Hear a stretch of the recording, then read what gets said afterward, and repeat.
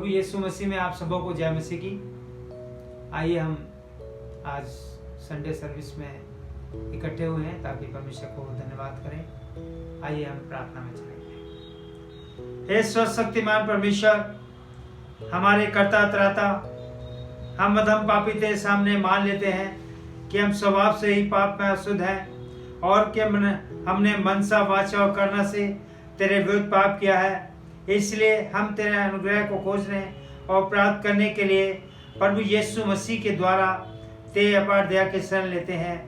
हे दयालु पिता, तू जिसने अपने अकलौते पुत्र को हमारे पापों के कारण मृत्यु भोगने दिया, हम पर दया कर और उसी के कारण हमारे सब पापों को क्षमा कर। तू अपने पवित्र आत्मा के द्वारा हमें अपना सच्चा आत्मिक ज्ञान दे कि हम तेरी इच्छा को पहचाने और तेरे वचन का ठीक का पालन करें, जिससे कि तेरे अनुग्रह के द्वारा हम आनंद जीवन पाए, हमारे प्रभु यीशु मसीह के द्वारा। आमीन। अब कहना ही क्या है, जो खुदा मेरे पक्ष में तो कौन अब मेरा विरोधी ठहरेगा। कहना ही क्या है, जो खुदा मेरे पक्ष में तो कौन अब मेरा विरोधी ठहरेगा। पीछे नहीं मुड़ूंगा, हार नहीं मानूंगा, बढ़ता रहूंगा संग तेरे। पीछे नहीं मुड़ूंगा, हार नहीं मानूंगा, बढ़ता रहूंगा संग तेरे, संग तेरे। मेरी ओर से लड़ेगा, कभी हाथ न छोड़ेगा। तय हटाकर पल दिया, जीत से तूने भर दिया। कहना ही क्या है, जो खुदा मेरे पक्ष में तो कौन अब मेरा विरोधी ठहरेगा। कहना ही क्या है, जो खुदा मेरे पक्ष में तो कौन अब मेरा विरोधी ठहरेगा। Praise the Lord. आइए आज के वचन में चलेंगे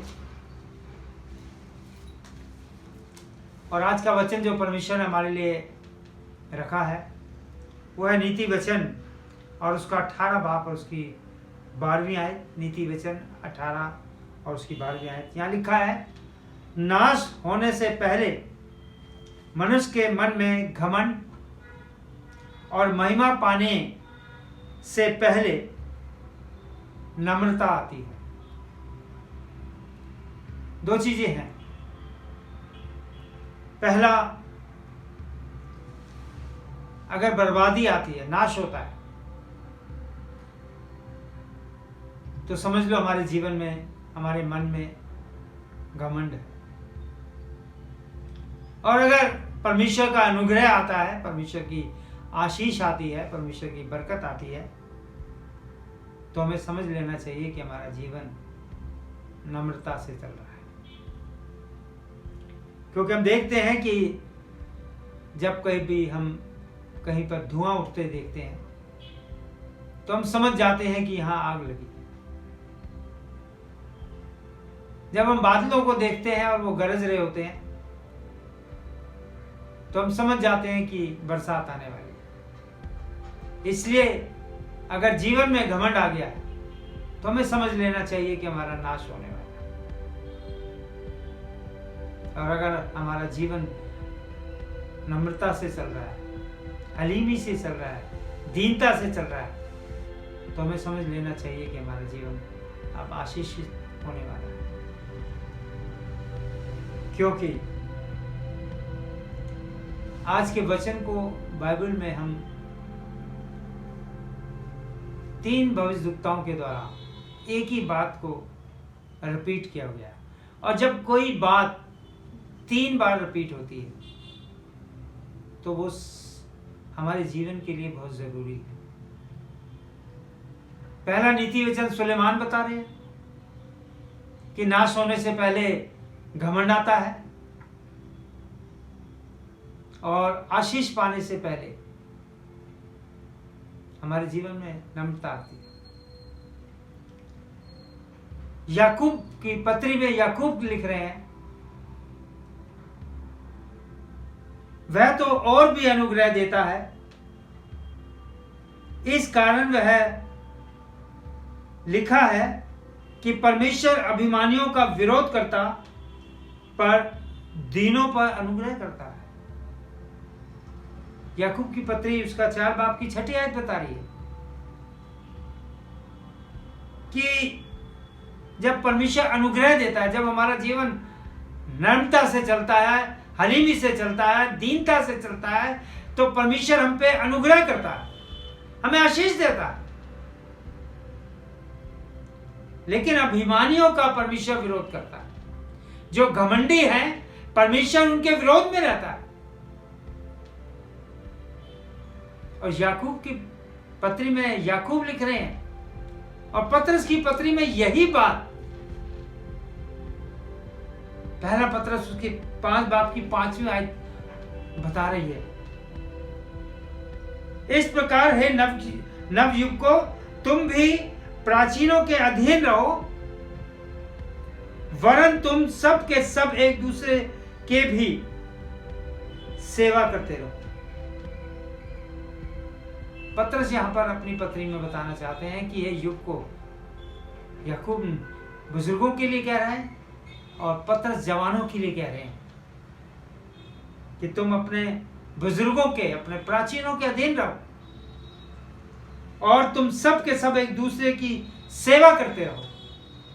जब हम सेवा करेंगे तो हमारा जीवन जो है वो नम्रता से भरा रहेगा, सहनशीलता से भरा रहेगा, दीनता से भरा रहेगा, हलीमी से भरा रहेगा।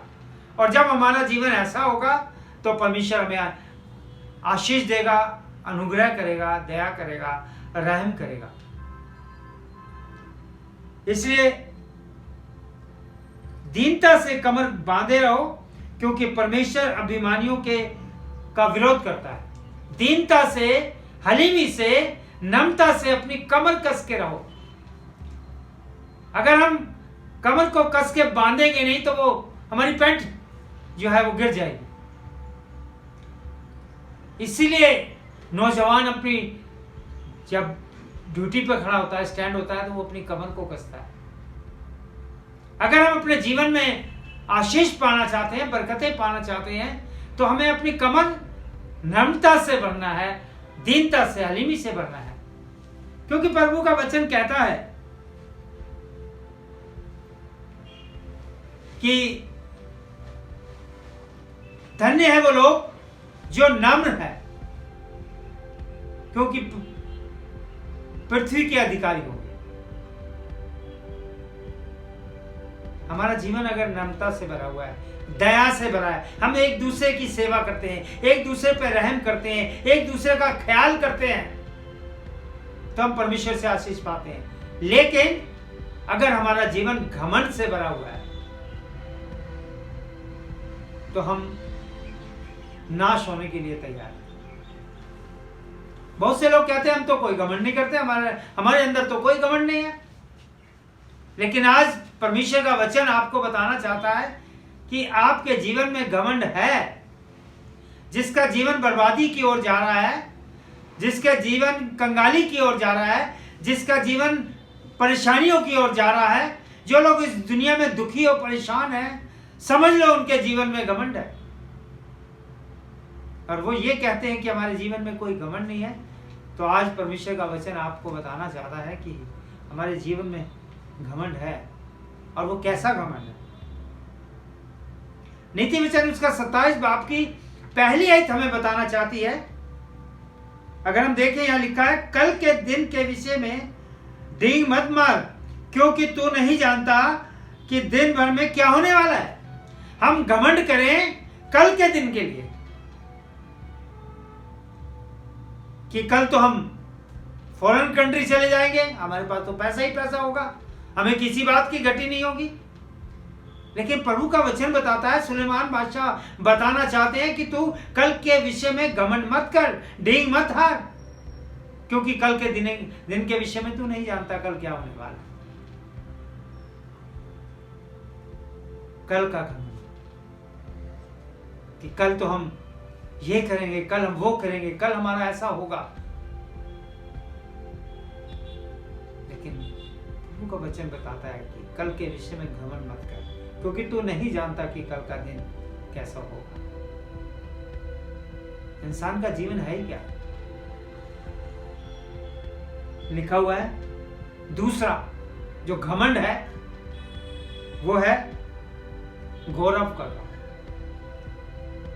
इस बात का घमंड करना कि मैं बहुत पढ़ा लिखा हूं, मैं बहुत बुद्धिमान हूं, मैं तो सबसे अव्वल हूं। प्रभु का वचन बताता है, भजन संहिता उसका 23 बाब की 9वीं आयत, सेनाओं के यहोवा की ये युक्ति है कि समस्त गौरव के घमंड को वो तुच्छ कर दे। ये परमेश्वर के अंदर ताकत है कि हम, जो हमारे अंदर घमंड भरा हुआ है कि हम बहुत पावरफुल हैं, हम बहुत बुद्धिमान हैं, हमारे अंदर बहुत ताकत है, हम तो सब कुछ कर सकते हैं। परमेश्वर उसको कुछ क्षण में ही नीचे गिरा सकता है। अगर हम देखें,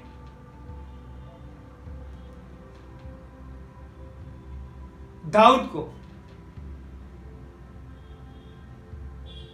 छोटा सा था, लेकिन उसने उस बड़े योद्धा को, जो घमंड करता था कि मुझे कोई गिरा नहीं सकता, मुझे कोई नाश नहीं कर सकता, गोलियत को घमंड था इस बात का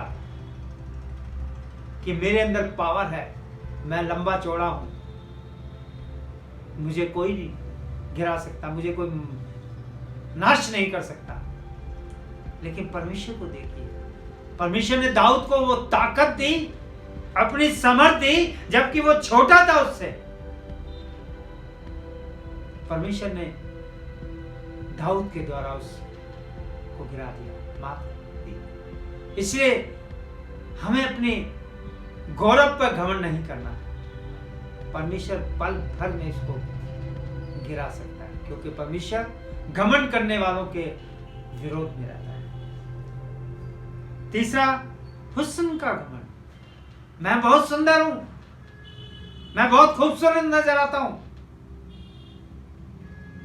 अजीजों बच्चों, ये घमंड एक दिन जाता रहता है, ये सदा नहीं बना रहेगा। अगर आज हम सुंदर दिखाई दे रहे हैं तो वो समय आने वाला है कि हमारी ये सारी सुंदरता जो है वो खत्म होने वाली है। हम इस बात का घमंड ना करें कि हम बहुत खूबसूरत हैं,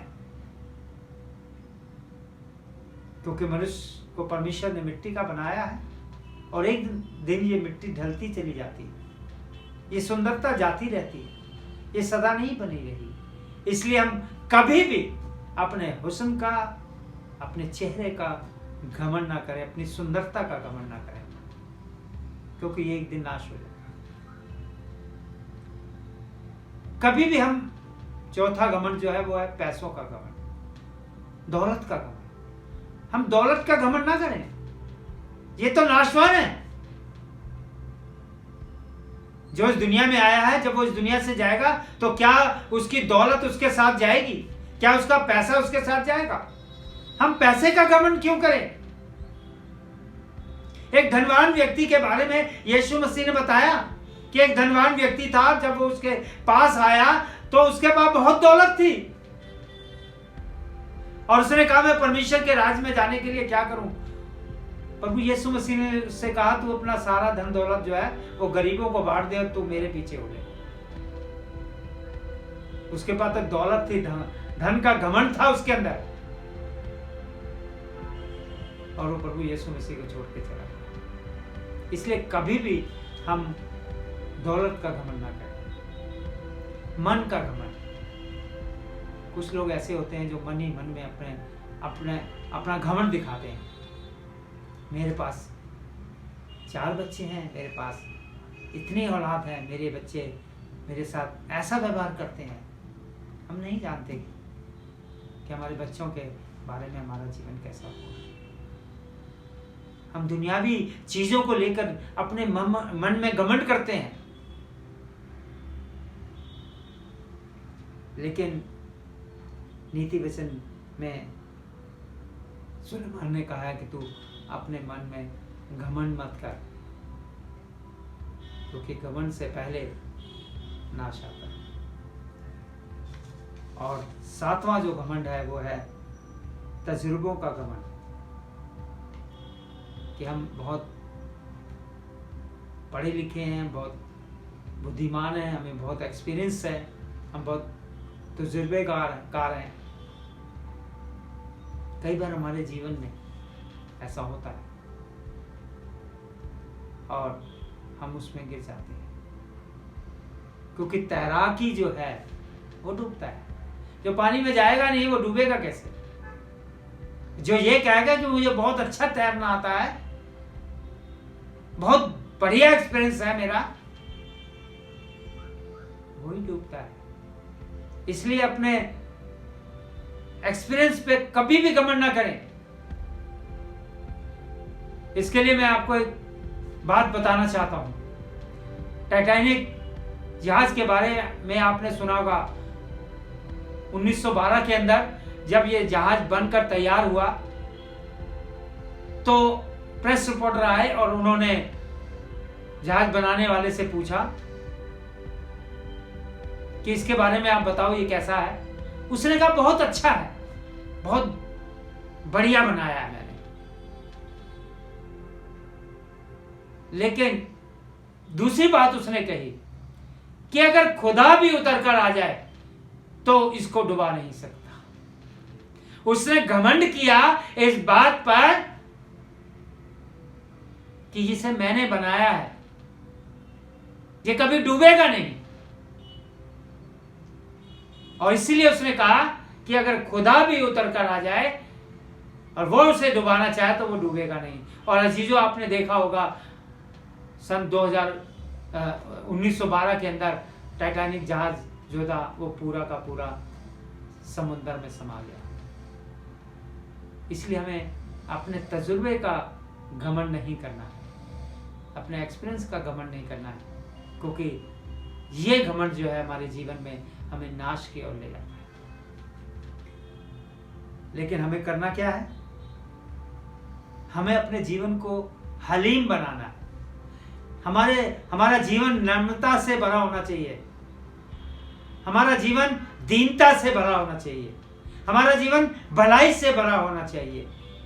तभी परमेश्वर का अनुग्रह हमारे पर आएगा। और अनुग्रह वो चीज है जो बिना मांगे परमेश्वर अपने लोगों को देता है। जो सीधे लोग हैं, सत्य लोग हैं, सच्चाई में जो चलते हैं, जिन्होंने अपने जीवन को प्रभु यीशु मसीह के साथ जोड़ा हुआ है, जो उसकी आज्ञाओं पे चलते हैं, जो उसके साथ जुड़े रहते हैं, परमेश्वर उन पे अपना अनुग्रह करता है, उनको आशीष देता है, उनको बरकतें देता है। जो अपने जीवन को सच्चाई से चलाते हैं, किसी बात का घमंड नहीं करते। इसलिए आज के वचन से हमने सीखा है कि इंसान घमंड ना करे, क्योंकि घमंड जो है वो हमें नाश की ओर ले जाता है और नम्रता हमें आशीष देती है। क्योंकि भजन संहिता उसका 147 बाब और 6ठी आयत लास्ट में हमें यही बताती है, यहोवा नर्म लोगों को अंत में संभालता है। जीवन में परेशानी आती है, दुख आते हैं, आशीषें भी आती हैं, बरकतें भी आती हैं, लेकिन किसी बात में हम घमंड ना करें। क्योंकि परमेश्वर जो है वो नर्म लोगों को, दीन लोगों को संभालता है। और लिखा है, और दुष्टों को भूमि पर गिरा देता है, उन्हें नाश कर देता है। और दुष्ट कौन है? जो घमंड करता है। इसलिए अपने जीवन में कभी भी किसी बात पर घमंड ना करें। आज मैंने आपको बताया कि घमंड हम किस प्रकार का करते हैं। अगर हम घमंड करेंगे तो नाश हो जाएंगे, अगर हम नर्म बनेंगे तो परमेश्वर हमें, हमारे जीवन में हमें भी आशीष देगा और हमारी संतान को भी आशीष देगा और हमारे परिवार को भी आशीष देगा। खुदा उनके कलाम के पढ़े और सुने जाने पर आशीष हो। आमीन। आइए हम प्रार्थना करें। Thank you Jesus, thank you Lord परमेश्वर। हम आपका धन्यवाद करते हैं कि आपने अपने बच्चों को अपने हजूरी में बनाकर कायम किया, रखा और तेरे बच्चे प्रभु में आनंदित हुए। और आज के वचन के लिए आपका धन्यवाद करते हैं कि तेरे बच्चों ने आज सीखा कि घमंड हमें नाश करता है और नम्रता हमें आशीष देती है। इसलिए हम प्रभु इन वचनों के द्वारा सीख सकें, जान सकें, समझ सकें और औरों को भी बता सकें कि हम अपने जीवन में कभी भी घमंड ना करें। अगर हम घमंड करते हैं तो हम नाश होने के लिए हैं, और अगर हम नम्रता से अपना जीवन चलाते हैं, परमेश्वर की संगति में बने रहते हैं, परमेश्वर से प्रेम करते हैं, एक दूसरे के साथ मददगार होते हैं, सहायक होते हैं और दीनता से भरे रहते हैं, तो हमारे जीवन में आशीष और बरकतें आती हैं। इसके लिए धन्यवाद चाहते हैं। हम प्रार्थना करते हैं अपनी कलीसिया के तमाम छोटे बच्चों के लिए, नौजवान बच्चों के लिए, तमाम अजीज बहन भाइयों के लिए, तमाम बुजुर्गों के लिए, सबों को नाम बा नाम बरकत और आशीष देना। और अगर कोई बीमारी या कमजोरी की हालत में है तो यीशु मसीह के नाम से शिफा और चंगाई देना। तमाम कलीसिया के पासबान और तमाम तेरे सेवक, तेरे दास दासियां जो इस समय में परमेश्वर तेरे वचन को फैलाने में लगे हुए हैं, आप उन्हें दिन दुगनी रात चौगुनी तरक्की दीजिए, ताकि तेरा वचन दुनिया के कोने कोने तक फैले और कोई कहने वाला ना हो कि हमने तेरे नाम को सुना या जाना नहीं। इसलिए परमेश्वर हम दुआ करते हैं, इस वक्त अपने देश को आपके हजूरी में लाते हैं, इस बीमारी को जो पूरे संसार में है उसे आपकी हजूरी में लाते हैं और चाहते हैं कि परमेश्वर अपनी शांति, इत्मीनान, तसल्ली, चंगाई अपने देश में और पूरे संसार में दीजिए, ताकि तेरा नाम जलाल पाए और महिमा पाए। हमने जो कुछ प्रभु आपसे मांगा पाया, मांगते खुदावंद यीशु मसीह के वसीले से, आमीन। हम बाप की दुआ में शामिल होंगे। ऐ हमारे बाप, तू जो आसमान पर है, तेरा नाम पाक माना जाए, तेरी बादशाहत आए, तेरी मर्जी जैसे आसमान पे पूरी होती है वैसे ज़मीन पर भी हो। हमारा रोजाना की रोटी आज हमें बख्श दे, और जिस तरह हम अपने किस्सा को माफ़ करते हैं, तू हमें किसी को माफ़ कर। हम आजमाइश में डाल, बल्कि बुराई से बचा, क्योंकि बादशाह, कुदरत और जलाल हमेशा तेरे हैं। आमीन। अब हमारे खुदा में यीशु मसीह का फजल, खुदा बाप की मोहब्बत, पाक रूह की शराकत दुनिया के सब ईमानदारों के साथ, बिल्कुल से जमात उस घराने के साथ अब से हमेशा तक होती रहे। आमीन। प्रभु यीशु मसीह में आप सबों को जय मसीह की। खुश रहिए, आनंदित रहिए, दुआ और प्रार्थना में लगे रहिए। एक बार फिर आप सबों को जय मसीह।